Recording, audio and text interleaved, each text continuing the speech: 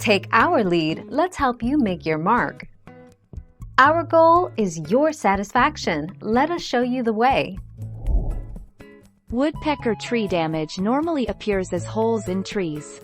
Other reasons a woodpecker may be pecking on trees is to build nests, attract mates, and even store food.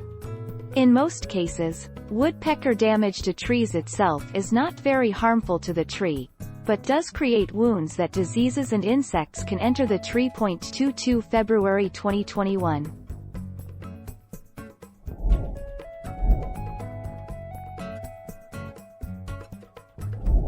Let's help you make your mark.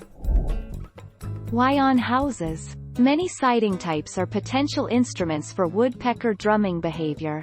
These include houses with aluminum siding, as well as the trim boards and fascia boards of any wood, brick, and stucco homes.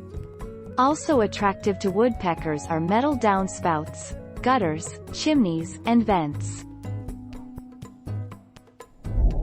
Thank you for watching. Please subscribe and hit the bell notification.